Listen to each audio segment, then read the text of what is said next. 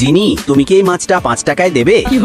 দূরে গিয়ে মোর ভিখারি। 5 টাকায় মাছ দিতে পারবি না, চিপ কোতিকার।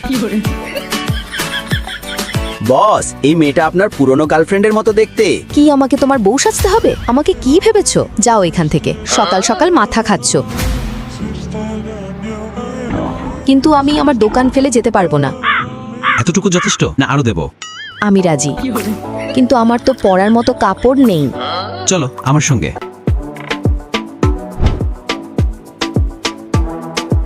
বস, এ তো আপনার সুযোগ নিচ্ছে।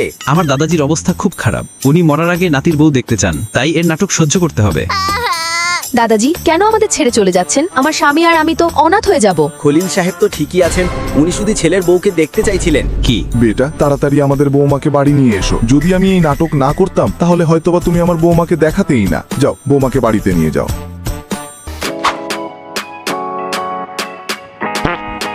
ও শিট, বাথরুম কোথায়? তুমি এখানে? তুমি এখানে কি করছো? আমি ওয়াশরুমে এসেছিলাম, তোমাকে হঠাৎ নগ্ন দেখে ফেলেছি। আচ্ছা, তুমি কি আমার সঙ্গে একটা ওয়াদা করতে পারবে? আমি তোমার স্ত্রী সেজে থাকবো, তবে তুমি আমার দোকানে কাজ করবে। আচ্ছা, আমি তোমার দোকানে কাউকে পাঠিয়ে দেব। খলিল সাহেব, আপনাকে কাল ডিসচার্জ করে দেওয়া হবে। দাদাজি, আপনার ছেলে বেশি বুদ্ধিমান না আমি? অবশ্যই তুমি বেশি বুদ্ধিমান। ঠিক বলেছেন দাদাজি, আপনার ছেলের মধ্যে কোনো বুদ্ধি নেই, বাথরুমে গোসল করতেও জানে না। সে তো ছোটবেলা থেকেই এমন।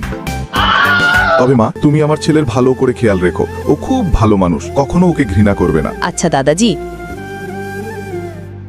তোমার জন্য যে কাপড় এনেছিলাম সেগুলো কোথায়? ওটা তো আমি। সব কাপড়ই তুমি বেচে দিয়েছো নাকি? কোনো সমস্যা নেই, কাল আবার গিয়ে নতুন কাপড় কিনে নিও, টাকা লাগলে আমাকে বলবে। আমার কাপড়ের দরকার নেই, তুমি শুধু আমার দোকানের খেয়াল রেখো। আবারও নিজের বাড়িতে এসে খুব ভালো লাগছে। দাদাজি, আমি আপনার জন্য কেক বানিয়েছি, আপনি বাড়িতে ফিরে আসা উপলক্ষে। আর সাবস্ক্রাইব করে আমাদের সাথে থাকুন।